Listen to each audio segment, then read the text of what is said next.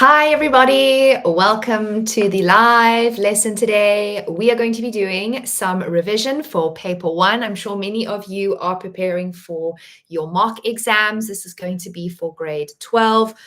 I'm just going to wait a few moments for everyone to join the live. I know that some of you are probably finishing school today. And while we just wait for everyone to join, I am going to put a little bit of housekeeping so that we can keep on track for this lesson and also so that we can get the most out of this hour-long session together. So today, if you are watching me on a device, make sure that your device is switched on to its maximum, let's call it level, and that you can see me clearly, in case, just because I am live streaming, and so sometimes your phone auto adjusts to a lower streaming level, so some things can be blurry, and especially because I'm going to be writing things, it's sometimes a little bit tricky to see what I'm writing if it's set to a lower setting. And then something else is that there is a chat alongside, and you should be using that all throughout the live. Ask me questions. I'm going to refer back to it. And I'm going to use the Q&A section as a place for you to pop your questions so that when we do take a break from the actual questions that we're going to be revising, I'll be able to look through them and kind of give you fast, quick answers so that you can get that feedback that you need. And also, most importantly, this is exciting as well. Throughout the live, I'm going to be giving away some discount codes to StudyClix. So StudyClix is the platform we're going to be using today to learn with. It's really, really well done and well made. And if you were in matric and you're preparing for your mock exams and your finals, then this is something that you should think about using in the future.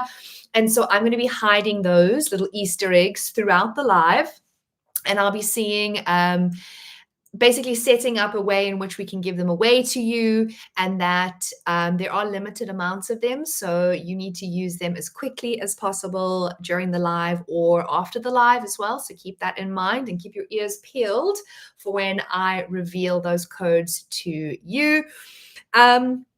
Just to cover also, lastly, the topics that we're going to cover today, I feel like with my experience of teaching, I've selected probably the 3 topics that are the most challenging to students and also the ones you sometimes overlook.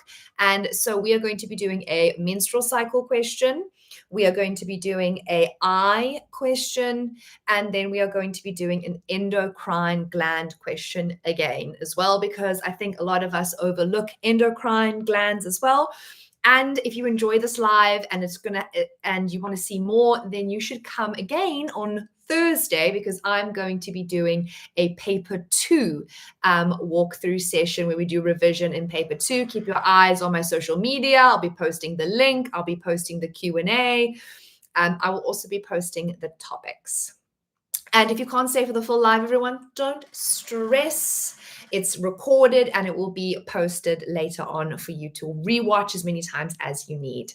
So without further ado, I think we're going to dive in now, and I know people will join the live as we go along. So first things first, I want to introduce you to the platform that we're going to use, and I have taken pieces of the platform that we're going to use today as well.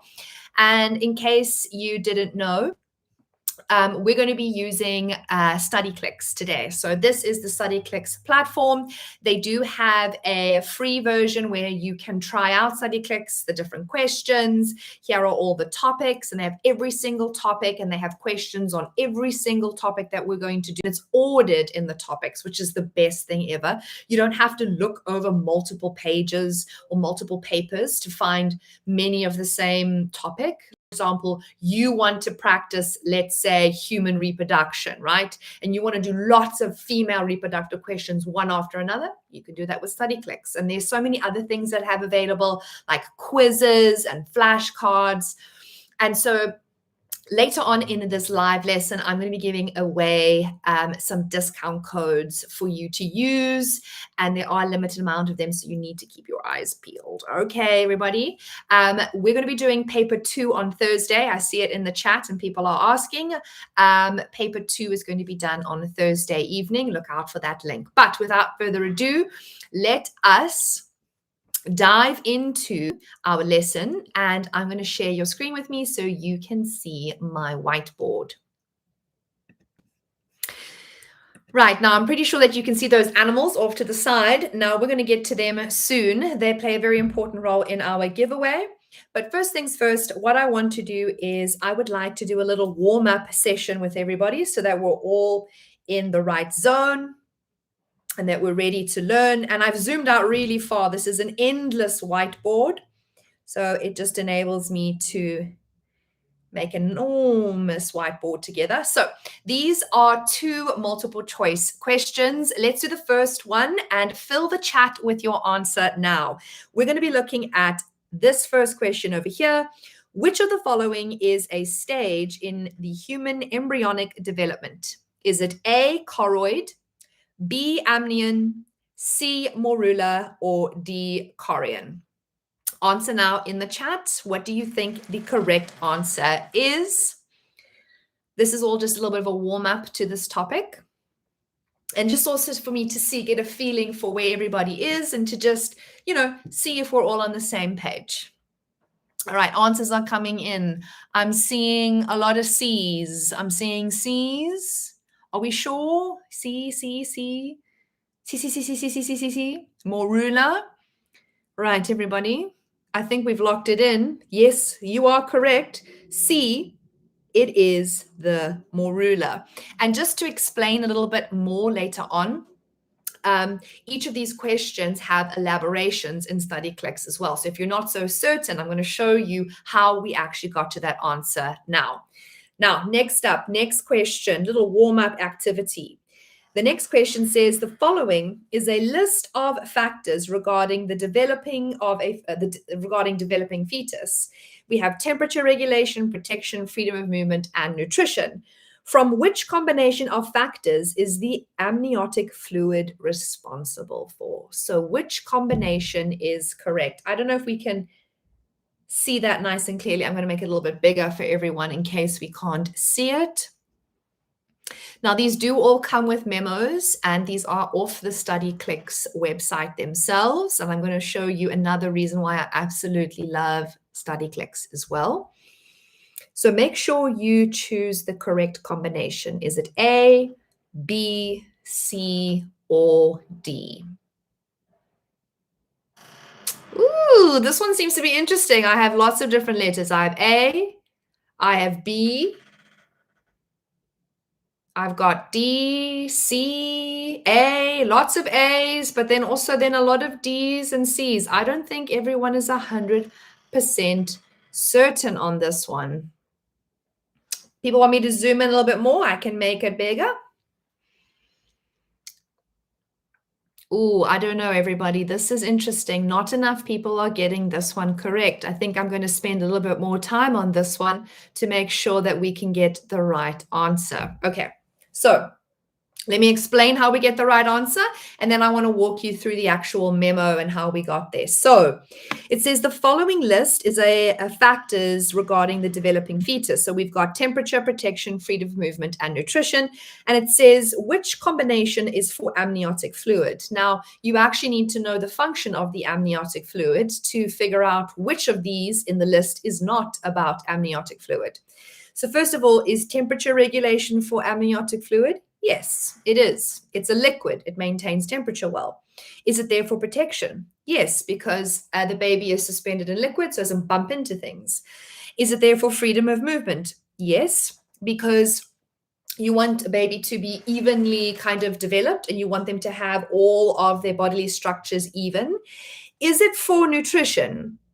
The answer is no, it is not for nutrition. The amniotic fluid does not and is not used for any nutrition whatsoever. That's what the umbilical cord is for.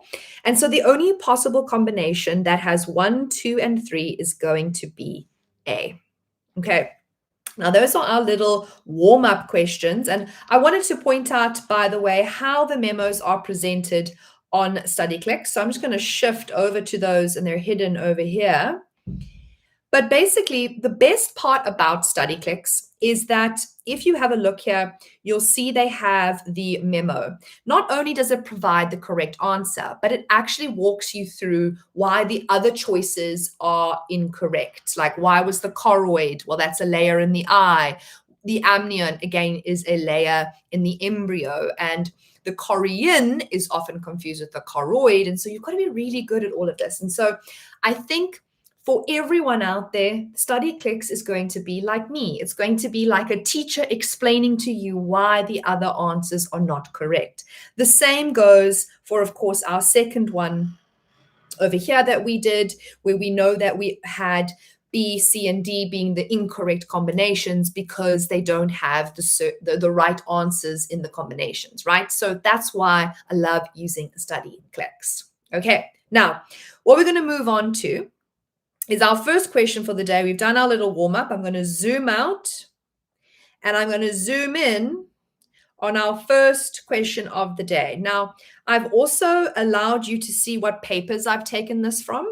So if you notice at the top here, all of the papers on StudyClix are ordered in the year and the paper that they come from. So that's really useful. And I'm going to get a little bit closer now and I'm going to zoom in so we can make it as big as possible so everyone can see. And so this question deals with a menstrual cycle question, and it's got a nice mix of everything that we need to cover. I'm going to go through the questions. I'm going to show you how to answer them. And then I'm going to point out some things in the memo that maybe you're not aware of. And studying the memo is really important, guys. Really important. A lot of people don't pay enough attention to learning memos. So let's move on. Number one says, let's actually read the introduction. It says the table below shows the levels of 2 hormones during the menstrual cycle of a healthy female human. So we know that she's healthy. And we've got her 28-day cycle. We have her estrogen level and we have her progesterone level. Okay. Now, if we look at her estrogen level, we need to look very carefully to see its pattern. And so it's increasing over time. It gets to its maximum point over here on day 12, and then you'll see it starts to decrease again. Likewise with progesterone, it's at a very high point. It's a very low point, here. And then it decreases a little further and gets lower and lower. And then all of a sudden it increases dramatically on day 14. It gets its highest on day 20. And then it drops off again and decreases. So for now, what do we need to know? We need to know what the hormones are doing, which we've looked at. And now we need to look at their interactions and why they're giving us this information. So let's start off with the easy questions. You want me to zoom in, guys? I can get closer. Is that better? I think that's better. There we go. And then I can move the question up. I think everybody can see. Give me a yes or a no. Is the Zoom good? Are we zoomed? Enough. Yes, lovely. Okay. So number 1 says, on which day of this menstrual cycle is the level of progesterone the highest? Well, that's easy peasy. I'm just going to go to my table here and I'm going to look for the highest number of progesterone, which is going to be on day 20, because look, that's 15 units, right? That's the highest amount. So we're going to put day 20. That's easy. Very, very easy.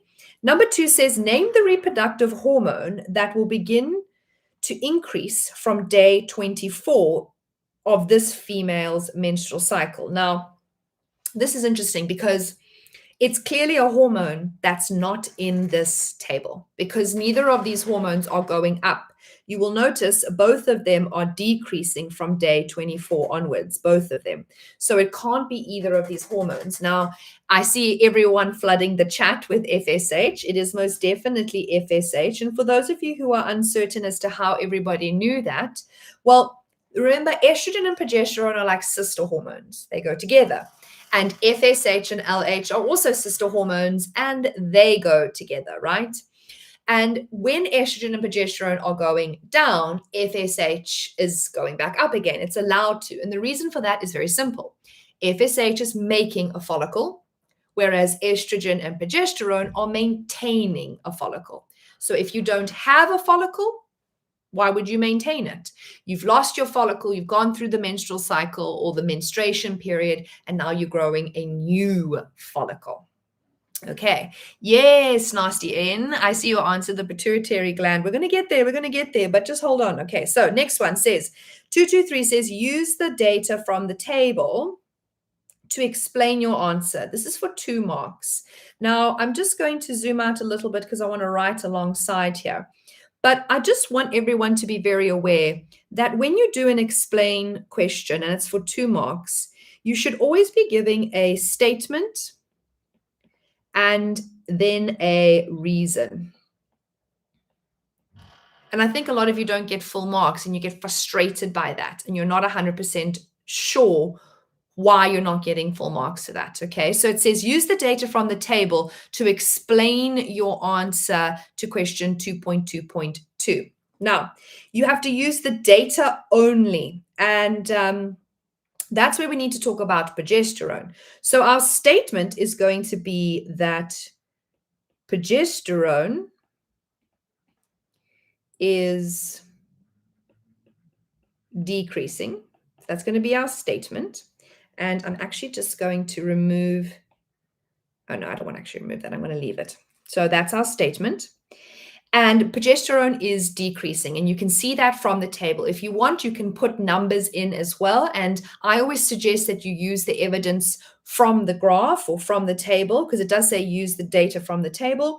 So we're going to say that it is decreasing, and it is. It's going from 5,0 to 0,8 ng/ml, which is like nanograms, by the way. That's what the ng is. Now, the reason for that is the one that I think that a lot of us don't know what to say. So if progesterone is decreasing, why is it decreasing? It is decreasing because why is progesterone decreasing? And why is FSH increasing? So progesterone is decreasing, therefore FSH is no longer inhibited. And where is FSH coming from? It is coming from the pituitary gland. Now, yes, you can also speak about the corpus luteum disintegrating. And what I actually want to do is I would love to show you the memo answer with the teacher note that goes along with it. And so that's the whole point of today's lesson, is to also show you what we have here on our StudyClix memo. So this is the memo for 223 that I wanted to show you, and I've copied it from the website. But this is the memo answer from the Department of Education, which is, or should I say it's based on the memo of the Department of Education. So this is written, said the progesterone level is decreasing. And you'll notice they show you where the mark allocation is. So that, everyone, is your statement, followed by your reason. And the reason is FSH is being secreted, or you could say the pituitary gland is no longer being inhibited, which I think many of you did actually say in the chat. But I just want you to know that if you just wrote the pituitary gland is no longer being inhibited, you would only get this 1 mark. And I think that's why a lot of us are not getting full marks. You must acknowledge that the progesterone is going down first, and then you can go on to telling us why, which is the FSH being prohibited. Okay, let's move on and let's go back to our questions. So the next one is a mathematical question, which I think we panic sometimes in exams. It says, calculate the percentage increase in the estrogen level from day 8 to day 10 and show all your working out. So where do we actually get this information? Well, we go back up to the table and it says from day 8 to day 10. So we've got day 8, which is 70, and day 10, which is 280. And we need those 2 values, but we need to now calculate the percentage increase. So not just a percentage, it's how much it's increased by. So I'm going to show you the working out along with the teacher note that goes with this to explain it. Again, I've taken it off StudyClix, which makes this super easy to study from. So let's zoom in on that memo answer. So what we do here is we take 280, which is the final amount, minus the initial amount, and we divide it by the initial. And so if you didn't know this, everyone, I suggest you write this down. It's the formula. It is the final minus the initial over, I'm just going to put I, initial. Okay, that gets you 1 mark. Multiplied by 100, and you will get 300%. And this is also why you should be bringing a calculator into your exam. Now, below that, as I mentioned to you before, there are always some teacher tips that are given on StudyClix as well, and they're put here in blue. And it's really important to always make sure that you include your percentage, that you are also writing out your formula. And as I said before, here is the formula as well. It's final minus initial divided by initial times by 100. If you didn't know that, write it down, everybody, and make a note of it, please. Okay. Oh, and one more thing, by the way, when you put this in your calculator, make sure that you are working with the brackets as well, and that you don't just put everything in at the same time, because remember, BODMAS, everybody, it depends on where you put everything in on your calculator. It can affect your answer. All right, let's go over to our next question. I'm just going to scroll back here, and let's wrap this one up, and then I'm going to go to the chat. So number 2.5 says, how would the progesterone level differ after day 20 if this female was pregnant? Now, remember, progesterone is the pregnancy hormone. So if we go up to the table and we go to day 20, we're going to acknowledge that on day 20, she would have had 15 nanograms. And if she was pregnant, it would have remained the same or even increased. Okay, so that's really important. Either we'll say it's going to remain, or you could even say that it increases. And in actual fact, it will most definitely increase because you need more progesterone as your pregnancy increases over time. Now, the next question, once again, always poses a problem because people don't structure their answer correctly.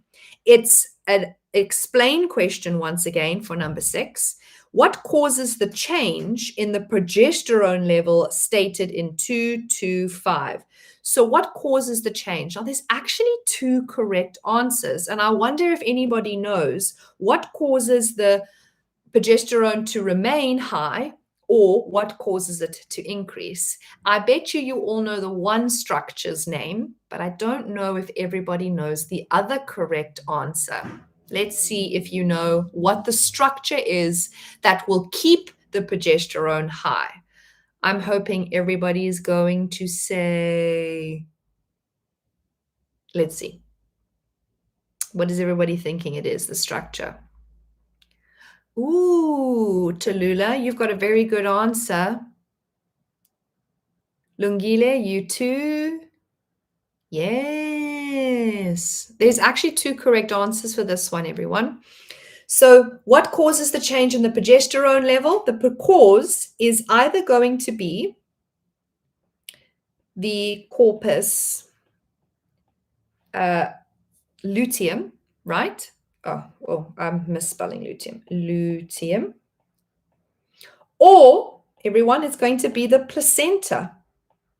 I bet you a lot of us forgot about the placenta because the corpus luteum doesn't stick around forever. It actually diminishes, it disintegrates, it disappears. So it's not just that. So let me show you how to actually get 2 out of 2 because it's not just 1 mark for corpus luteum and then we're done. We have to get that second mark. So let me show you the memo answer for this one, and I'll take you over to that now so we can look at it together.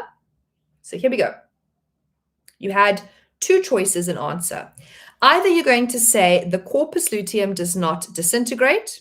There's that cause or that statement, and it continues to secrete progesterone. There's your effect, right? So remember cause, your statement and your reason, or your cause and effect.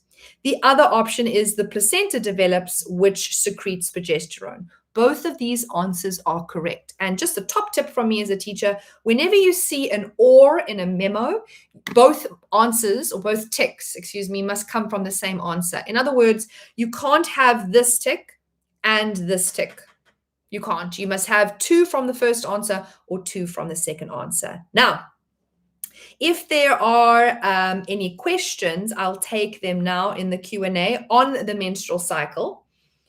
And while I wait for you to also send me through anything you'd like me to cover, I want to also introduce you to these 5 animals in our lesson today. We've got a leopard, a raccoon, a bear, a flamingo, and a parrot. Now, they are not just here for funsies. They are part of the giveaway. I am going to ask you in the chat to vote for an animal or pick an animal. And I think we can only vote for 5 or 4 things at a time. So let's see how many I can add. 3, 4. I can add 4. So I'm going to put here vote for an animal, because one of these animals is housing a giveaway amount. And I want you to know that that giveaway is going to be your discount code. And so whichever one is the highest vote out of those 4, because we can only vote for 4 and there are 5 there, let's see which one we are going to reveal. Vote now, everybody. And while I wait for everyone to vote and pick their favorite animal, because I will reveal what's hidden underneath their little sticky note, under the sticky note may or may not be a discount code.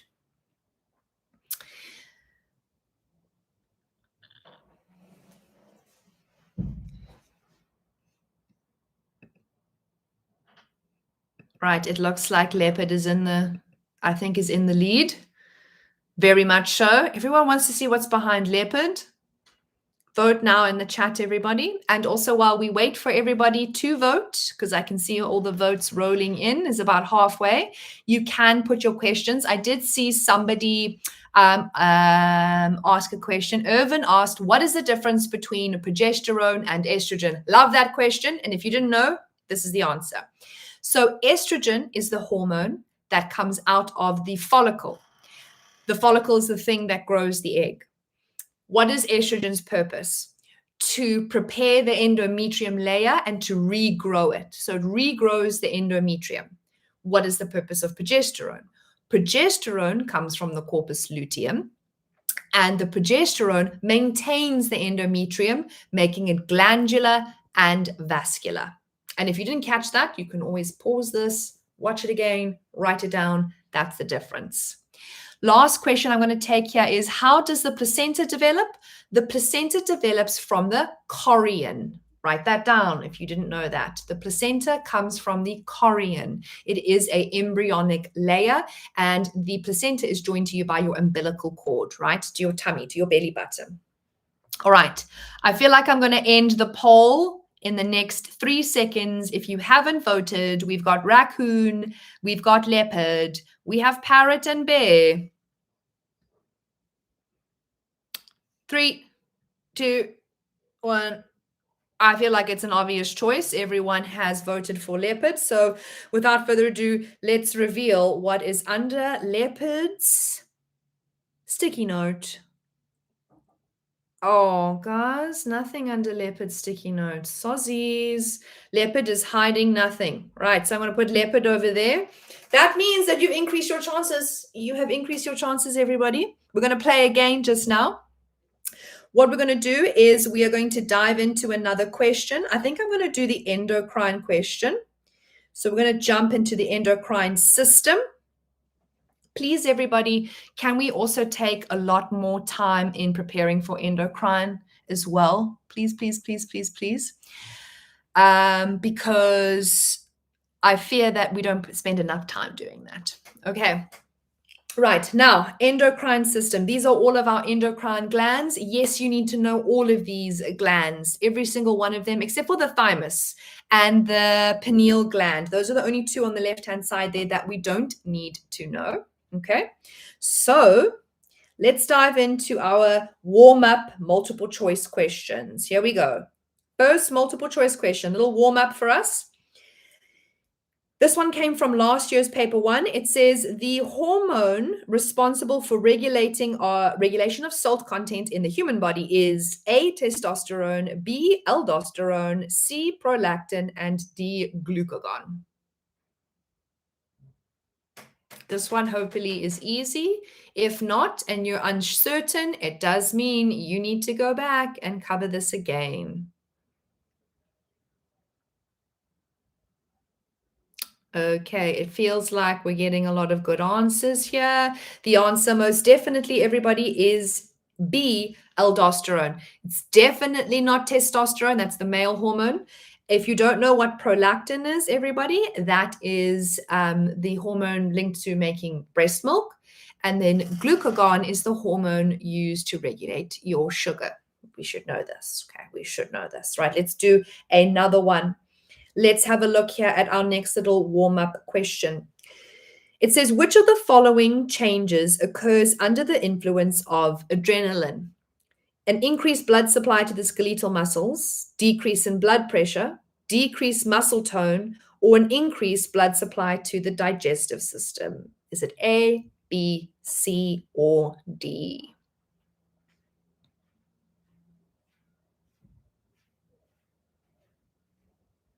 I feel like everyone is not so certain on this one because there's a couple of different answers that are popping through here. What is the effect of adrenaline? Remember what just think about what happens to your body when you're running away from something. Think about it. Think about it.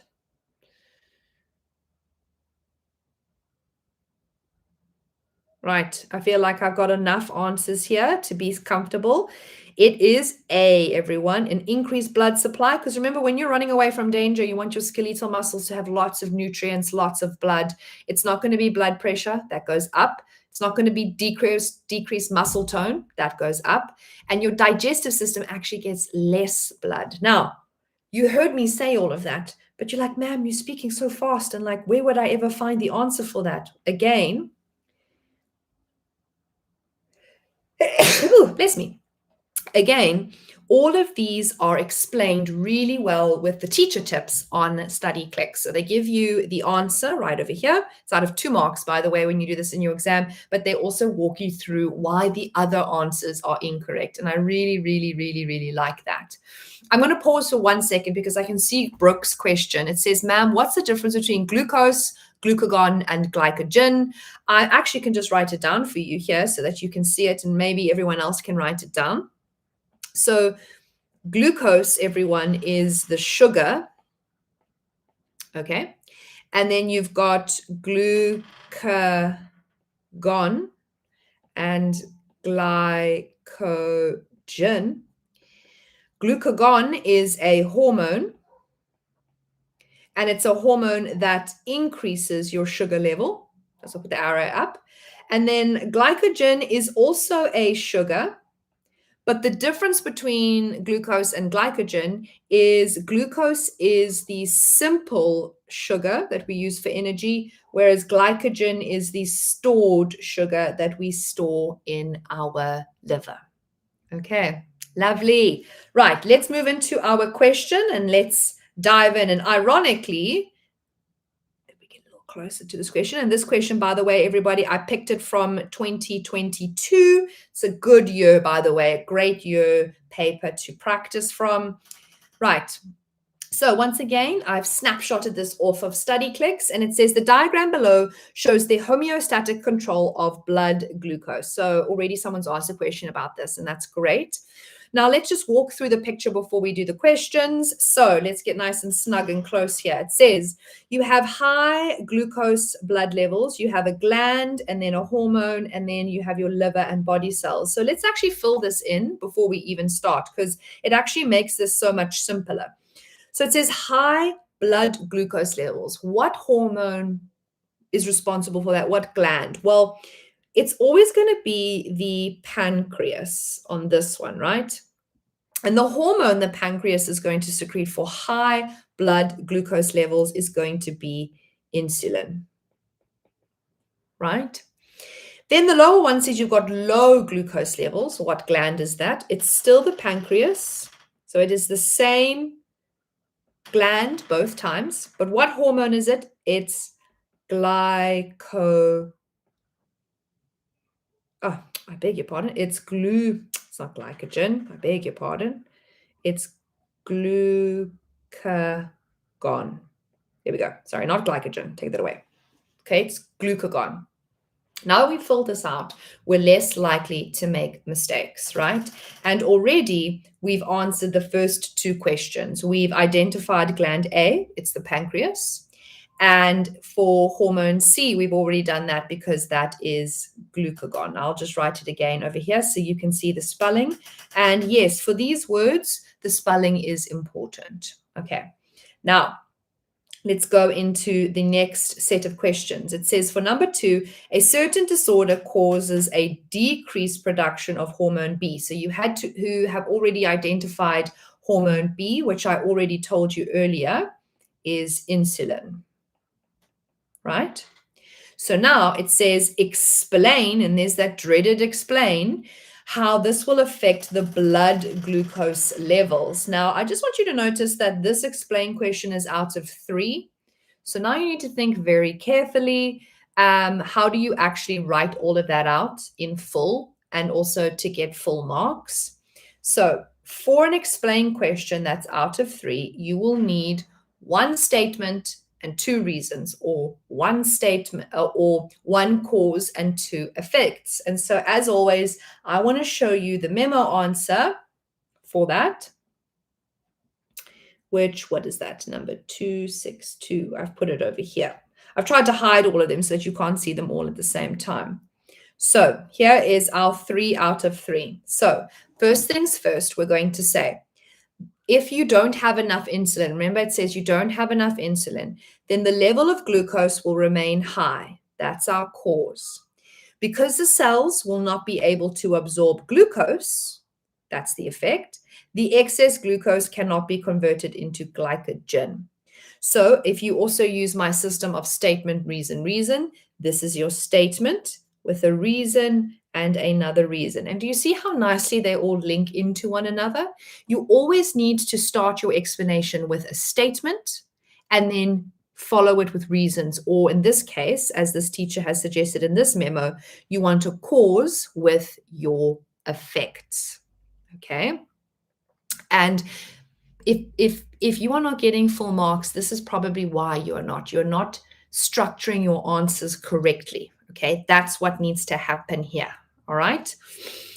You have to kind of paint the picture for the teacher. So you want to show them that you've got a high level of glucose, which means that it is not being absorbed. So you've got to put the negative in there, will not be absorbed. And therefore, if it's not absorbed, it cannot be converted. Now, the next question, which many of you actually answered already, if I zoom out and I move back to our question, is for B, what is the disorder?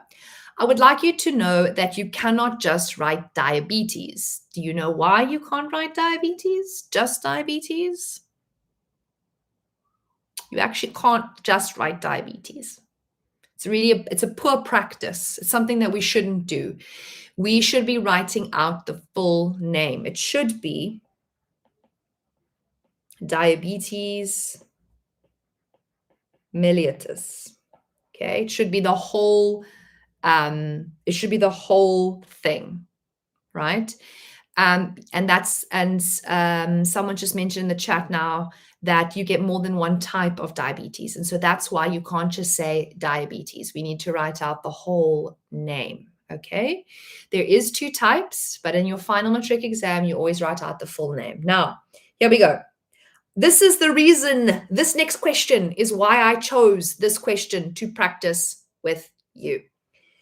The next question says, scientists have been investigating the use of adrenaline as a treatment for people who cannot produce hormone C, which, if you remember from our picture, is glucagon. And that's the hormone that you use to access your stored sugar. They are asking you to explain why this treatment may work, and for 3 marks. So once again, it's a statement with 2 reasons or a cause with 2 effects. just whichever one makes sense in your mind to write with. Now, this one is tricky because you actually have to know about adrenaline to understand how this would help. Now, if you don't already know this, and I'm going to make a little flow at the bottom here, and then I'm going to show you the memo. Adrenaline, everybody, has one important function. It increases the uptake of glucose for cellular, I'm just going to put here resp for respiration. That is its main function. Because if you think about it, it increases the amount of sugar you need for cellular respiration. If cellular respiration is faster, I'm going to put here faster, then what else is faster? Your muscles are faster. What else is faster? Your breathing is faster. Okay. What else is faster? Your metabolism, and specifically not digestion. So not digesting food. When I say metabolism, what I actually mean is like all your bodily functions. And so you have to know how adrenaline is very similar to glucagon. Now remember, glucagon takes glucose. I'm just going to write it over here. Sorry, not glucose. It takes glycogen and it converts it into glucose. Now, if you don't get enough glycogen, so you don't get enough glycogen, you won't be able to convert it into glucose. And you can't get enough glycogen if you don't have glucagon, because glucagon lets glycogen convert into glucose. If you don't get enough glucose, you are going to experience a form of diabetes. Now, it's asking you, if you don't get enough glucagon, so you don't get enough glucagon, how can adrenaline do the same function? Well, guess what adrenaline can do?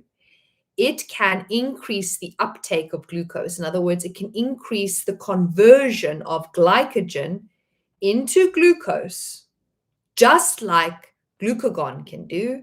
And it can increase it faster, making your muscles work better, breathing, metabolism. And so sometimes an idea is you can use adrenaline to replace glucagon. So let's have a look at the perfect memo answer. And this is also why I like it when we study memos. They're really important. So once again, let's run through this memo. It says the hormone adrenaline will stimulate the liver to convert stored glycogen into glucose.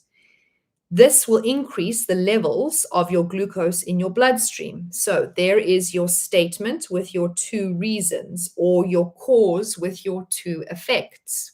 Because remember, people with diabetes can't access the stored sugar in the liver. So you make the statement, the hormone adrenaline is going to stimulate the liver. The liver is now going to convert glycogen into glucose, and this is going to increase the blood levels. Now, here we have our teacher tips that we have on StudyClix, which makes this so valuable and so worth your while. As they said here, it's important to note that adrenaline can have the same effect as glucagon. And with an explain question, remember, always a cause and an effect is how you structure your answer, everybody. Okay. Right. Now, I think that was our last question for there. So now we go back. Where did we find we go back to the animals of fortune, everyone. We still have some codes hidden behind these animals. I'm going to start a poll again. And you're going to vote in the poll in the chat. Let's see. I can put all four of them now. I'm going to type them in now. I'm going to vote. Give me a second. And who have I left off here? There we go. All right. So we've got raccoon, bear, flamingo, and parrot. I've put it in the chat. Vote now, everybody, and I will reveal one of these. I promise you they do have codes underneath them. You just have to pick the right animal. And this is a monetary value that will be used on your StudyClix checkout. So if you want StudyClix, which I suggest everybody get their hands on the StudyClix, and just so you know, if we reveal a code, there is a limited number of times that code can be used. So if we reveal a code today, you need to go and cash that sucker in. Stat. You need to go and do it. Otherwise, you're going to lose the code because there's only so many of them active. Okay. For now, Flamingo is in the lead. Let's have a look at the rest of the numbers. Oh, we've got bear in second place, parrot followed by raccoon. Put it in the chat, everybody. Or should I say vote in the chat box? Vote in the poll. I've put the little poll up for you now, but although Flamingo is very much in the lead. In the lead.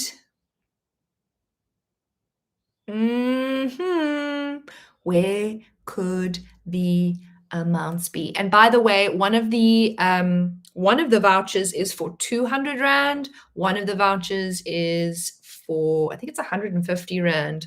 I can't remember now off the top of my head. Come on, guys. Come on. There's 4 options and there's 2 codes. So we've got to get it right sometime. We've got to get it right sometime. And we're running out of time. The live is only for 15 more minutes. So we've got to get this, guys. Right. I'm going to end in 3, 2. What is my favorite animal? You'll never know, because who knows if I put the code under my favorite animal. All right. 3, 2, 1. Let's end the poll and let's reveal. It looks like Flamingo was our winner, if I can remember correctly. Let's see what's under Flamingo. Oh, it's a discount code, Angler200, everybody. Just remember, that is the first of the codes that I'm giving away. It's the biggest one out of the 2, everybody. It is a limited amount of codes that can be used. So if you want to go and sign up for StudyClix right now, go and use that code, everybody. It's not going to be available forever. And once it's finished, it is finished. Where do you find that? On studyclix.co.za. You're going to sign up, you put that discount code in, and I can actually show you. I'll just stop sharing my screen for 2 seconds. I'll actually show you where you put that code in. If I go back to my life sciences page and I go back a page to my home, do you see there on my screen it says have a code? That's where you put your code, everybody. Okay. Right, so I'm going to go back to my screen and we're going to do one last question. This one is going to be on the eye, and don't worry, I still have another code to give away. So if you don't catch that first one, here will be another one that will be revealed shortly. Okay, right. So let's put our Flamingo over to the side, and our first discount code, she's going to sit over there. And we'll come back to our animal shortly. Let's zoom into the eye. And we're going to warm up, everybody. So there's my little eye diagram to keep track of what we're doing. We're going to warm up with a multiple choice question. This one came from the 2024 paper last year. We have a diagram. It says below, the diagram below represents a part of the human eye. It says a spectator in a soccer stadium is seated 200 meters away from the field. Which of the following describes the condition of the structures X, Y, and Z when he looks at a ball placed in the middle of the field? In other words, he is looking very, very far away. Very, very far away.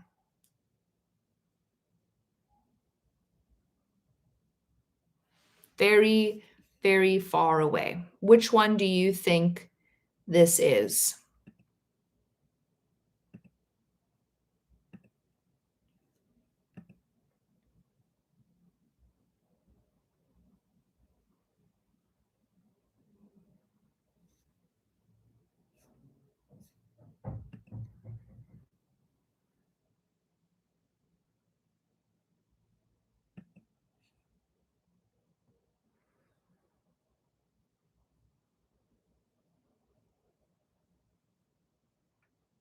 You've got to think about what is the lens doing. I know this, I'm giving you time to think, everybody. I'm giving us time to think. You're looking far away.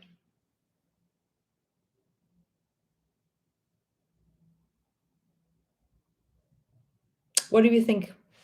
We've got our Z, which hopefully everybody knows what Z is. It's the lens. We've got the suspensory ligaments at Y. We've got the ciliary muscle at X. Who's going to be contracted? Who's going to be relaxed? There's a lot of mixed answers. I see a lot of D, but also there's a lot of B's, and I think there's a few C's here too, everybody. This is a bit not so sure. And maybe to help you, everybody, just remember that the relaxed state, or should I say not the relaxed state, because I'm reading the word relaxed. When you look far away, your eye is at its most relaxed. In other words, it's in its natural state. That doesn't mean that it's relaxed in this picture, but I just want you to know that your eye is doing the least in this state. So what do we think it is? Is it A, B, or C? Is the muscle, which is the ciliary muscle, relaxed or contracted? And is the suspensory ligaments pulled taut? Can I just also tell you that some of these don't also make sense? So you could probably eliminate them. For example, X and Y must always be opposite each other. They can't be the same. So if one's pulling, one must relax. So for example, contracted and taut are not possible because that would mean they're both pulling. And then relaxed and slack would also not work because relaxed and slack mean the same thing. So that's also not an option. So do you see how you can also do multiple choices where you select the right answer as well? B or C? Let's reveal our multiple choice answer. We just have one warm-up answer. It is C, everybody. The correct answer is C. And I just wanted to show you how you can actually help yourself in the exam by crossing out the answers that are definitely not right. So it's a process of elimination. And so the answer is C. And the giveaway was there was 200 meters away. And it actually explains why the others are incorrect. And it's because the ligament should be taut, not slack. And D and B are incorrect because the muscle should be relaxed, not contracted. So number one, they can't be the same, let's call them the same state. They can't both be contracted and they can't both be relaxed, okay? So keep that in mind when we do that in future for your multiple choice questions. Cross out the ones that you are not so certain of. And let's dive into our last question for the day. We're going to go through a question from May, June 2023. This is like a supplementary question. And let's dive into it. So this is a human eye diagram.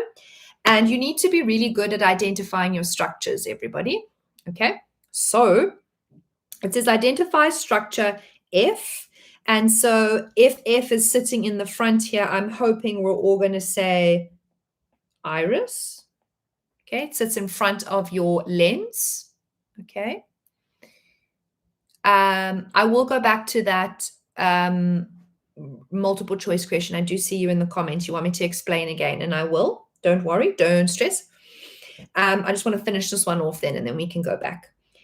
State two functions of the fluid at A. So that means the fluid that sits inside the eye over here.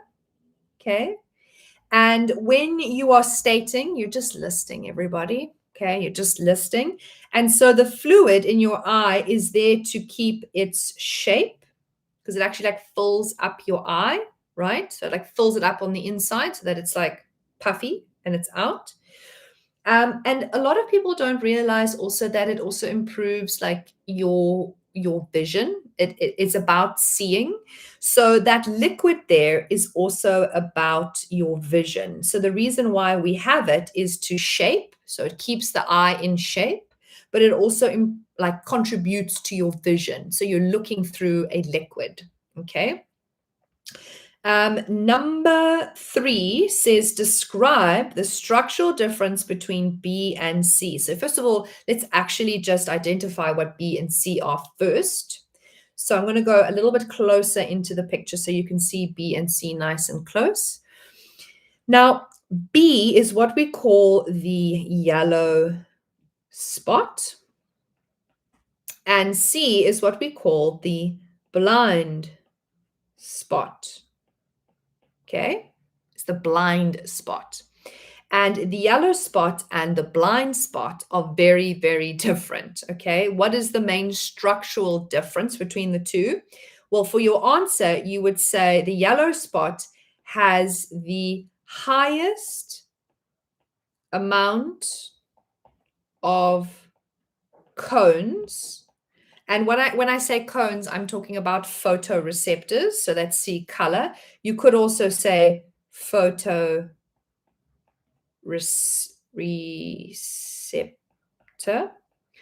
The blind spot, remember you're comparing it. The blind spot, let's write it in a different color, has no cones or photoreceptors. I would actually go with the better answer, receptor here, because that is where the nerve exits out the eye and you have no vision there. So the yellow spot is the highest point of vision, okay? The highest point of vision because it's got the highest amount of cones and photoreceptors, whereas the blind spot has no cones because that's where the if you could look at the picture, that's where the nerve exits out of the eye. And so there's no photoreceptors there. So you're blind basically there. It's what you call your blind spot. And it's actually a spot in your vision right now. It's actually in your vision. You just don't see it because your eye plays a little trick on you and it closes that blind spot so that you can't see it in your vision. Now, I actually want to just show you the memo answer for that. So that was 353. Where is here? She is. Here's 353. So area A is the yellow spot, and it contains the highest concentration of photoreceptors or cones. Likewise, B, there are no photoreceptors, no rods, no cones. Okay, so just as I put before. All right. And once again, the StudyClix explanation below is really useful because it explains further into how you should be structuring your answer because it's a describe question. And when we often do a describe question, there's also a how, where, when, and why. Okay. Now, how much do you give? Well, this one was only out of 2. So are you going to give 7 sentences? No. Okay. We're not going to give 7 sentences, right? We're going to give just 2. I'm going to go back to the question and I'll zoom in a bit because I know that you're struggling to see it. So let's make it a little bit bigger. Okay, there we go. So we've done number 3, the structural differences between B and C. Let's go on to number 4. Number 4 says, name the visual defect that occurs when the curvature of part E is uneven. So first of all, let's make sure we know what part E is. I'm going to zoom out just a bit and move upwards. So here is part E. And hopefully we know what this bulgy section of the eye is. It's just in the front here. That is the cornea. Now, what disease or what eye disorder do you have? That's going to be astigmatism. And a little bit of unknown information that many of you might not know. How do you know someone has astigmatism? By looking inside their eye. This is a little top tip if you didn't know, so take this down if you didn't. But if someone has astigmatism and I cut their eye open, so that's my lens, when the light moves through the eye and through the lens, because the cornea is misshapen, what happens is that the light focuses on 2 points on the back of the eye. So it has 2 points of focus. Normal vision, which I'll draw above here now, the light will come into the eye and they will both land in the same place, in one place on the retina. So this is normal vision. So if you ever get a picture like this in the exam where they show you the inside of the eye, I want you to know that this is what astigmatism looks like inside the eye, where the focal points are, and this is what normal vision looks like. And you should be able to also do this for myopia and hypermetropia. If you don't know the differences, everybody, just take note that in myopia, your focal point sits somewhere here in the front of the retina, And hypermetropia, it sits beyond. So it actually sits on the other side of your eye. And so you do need to be able to get that from the picture. You need to be able to identify what the problem is. And also, top tip for your eyes, you need to be able to know what lens to put in front of the eye. Remember, you get a convex lens, which means it's thick on either side, and then you get a concave lens. All right. And each of those lenses will do a different thing. It will focus the light either to the back or it will pull it forward. Which one does which? Well, the concave is what we use. I'm sorry, I'm drawing over my picture. Is what we use for my, let me actually do that, myopia, which is short-sightedness. And then the convex lens is what we use for hypermetropia.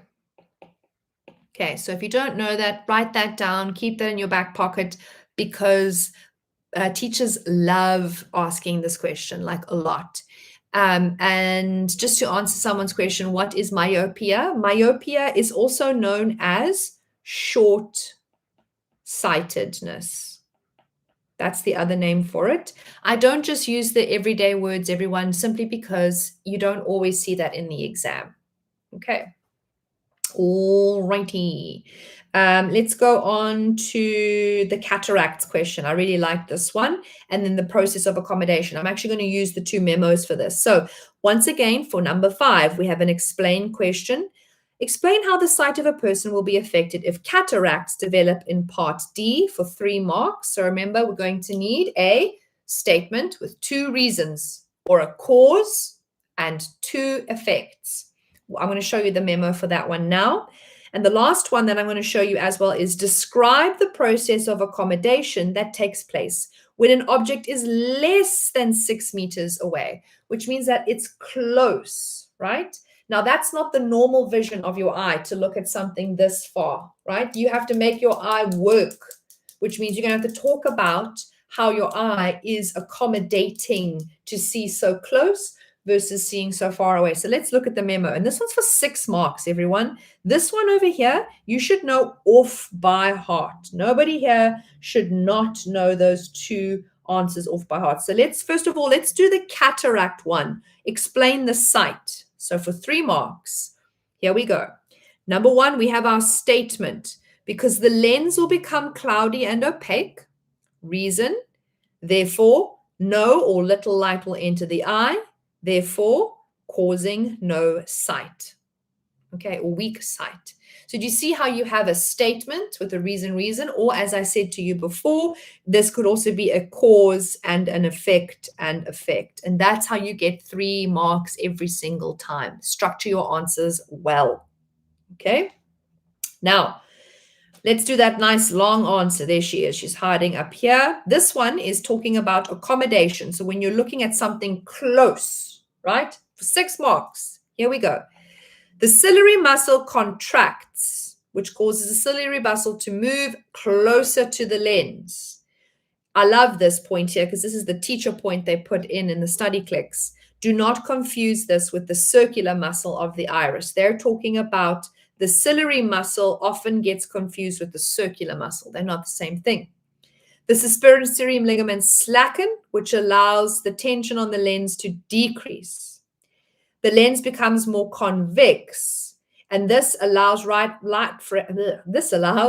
rays to be refracted more. This then focuses the light on the retina for a clear image, right? So that's our 6 marks. 1, 2, 3, 4, 5, 6. You'll notice there is no alternatives. You'll notice that there isn't any other options. It's 6 or nothing. There's no 7 and 8 and 9. You have to get it like perfect, okay? Perfect, perfect, perfect. Now, we've come to the end of this little revision session. What I want to ask you is, we've got to play one more round of animal. We've got a parrot, a raccoon, and a bear. And whilst everyone votes on that, I'm going to re-explain the multiple choice question because I think that was what everybody was not so sure about. I've only got 3 options here, everyone. Let's see if you can pick the right animal. And yes, the animal that is hiding the second code is my favorite animal. Okay, while everyone is voting for that, we will come back to our little animals. I'm going to go back here because I know somebody asked this earlier. So once you voted, you wanted to know how did I actually work this out? Okay, so I'm going to say that to everybody. We're looking at a 200-meter object, so it's very far away. Okay, first things first, let me clear up my picture here so we can work this out. When you're in an exam, take in all the information. Figure out what you're looking at and figure out what is wrong and what is right and what's definitely wrong. Okay. Now, it says the muscles and the structures. So I'm looking here specifically. If you know these muscles and structures, you should know their functions, and some of them cannot work at the same time. In other words, if we look at A, the muscle cannot be relaxed and the structure slack, which means also relaxed. Okay.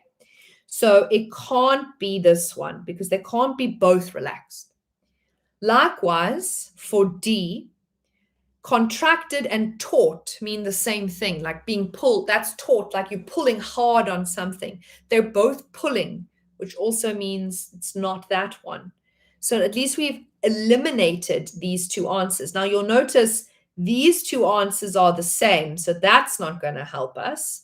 And now what they've been very sneaky is they've swapped the answers, contracted and slacked and relaxed and taut. And so now you've got to think, ooh, what is the correct answer? Now you've got to learn about accommodation. This question is all about accommodation. You need to know when you're looking far away, which structure is pulling tight and which one is not. The answer we are obviously looking for is going to be C. Okay, we said that earlier. If I zoom in once again, C is the correct answer because your muscles are relaxed, right? The muscle at the top here is relaxed, but these suspensory ligaments are pulling, okay? And when they pull on the lens, they make it less convex, which means that they are making it fatter and bulgier. And that's what gives us C. Okay, I'm going to the chat. 40. Oh, it's very close this time. I just want to say, if anyone wants to change their vote or still vote, because there's only 131 votes, but there's 200 people here, I will give you a clue. I will tell you that my favorite animal out of these 3 individuals has hands like a human. Which one of the remaining animals has a hand like a human? And if you vote for that one, that is the right answer. Let's see if it changes the poll. If anybody else votes differently now and changes the poll. Come on, guys. Come on. Come on. Who has hands like a human?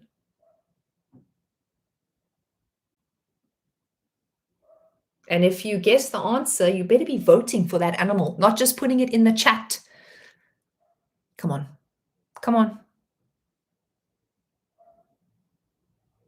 Oh, I think people are figuring it out. I think people are figuring it out. Oh, can you change? There's still over about 70 of you that haven't voted. You could swing the vote, everybody. Ready? No? Still voting? Ooh, I don't know, guys. We've got to end this live soon.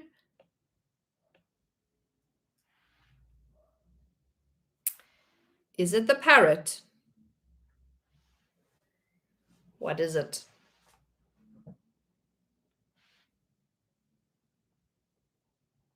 Oh no, my screen has frozen. I can still see all of you guys. Oh, we have a new leader. We have a new leader. Don't worry, I'm gonna bring my screen back, everybody. It's just frozen for a hot second. So I'm gonna go out of it quickly and I'll bring it back. Don't stress. We're not gonna end the live just yet. My screen has frozen on my side. So I want to bring it back to life again for us so I can show you the code. And if you missed any part of this lesson, everyone, don't stress because I will be uploading this shortly now, and then you'll be able to watch it again as many times as possible. Shelly, you are on the right track, everybody. Dana as well. Who has little hands like a human? They're so cute, guys. Another clue, they're a trash panda. That's another little name that they also go by. Okay, let's see if I'm back in action here. Just see if we can, oh, there we go. All right. I'm just unfrozen my screen, everybody. Just give me a second. Right, the poll is tight. It's tight. Oh, but it's still not the winning choice, everybody. People are not voting enough. I'm on 189 votes. 227 people are still here. We haven't voted. A trash panda, correct. It is also called a trash panda. Who could it be? Come on, everyone. Come on. Come on. Come on. I'm watching those votes. We still haven't got it to where it needs to be. Why people keep picking the wrong one? Panda. Trash panda, everyone. A trash panda. Ooh. Jadine, they are sleeping. They're sleeping. They are sleeping. They are sleeping, everybody. Sleeping. Right. I'm going to end the poll there because I can see people are frustrated in the comments. And I'm going to reveal because I feel sorry for you guys. Okay. Here we go. I'm going to show you under my animal because you all should have voted for raccoon and it took you long enough, everybody. But under raccoon is our other giveaway code. It is Angler 150. What you can go and do now is go to StudyClix, use the code, and it's going to change the game for you in preparing for these upcoming exams, everybody. The subscription for StudyClix is a year long, everyone. It's a whole year, which means that you're going to have it till the end of matric. It is so, so useful. You will not be disappointed with this choice at all. Okay, and don't forget, I'll be doing a paper 2 live on Thursday. Look out for the link. I'll be posting it on my socials. This one will be a little bit later in the evening. It'll be 5:30 until 6:30, and we'll be doing a paper 2 questions. Look out for all of the Q&As, the topics you want to do, vote for the things that you want to see me do, and I hope you have a wonderful exam session, and I will see you all again soon. Bye.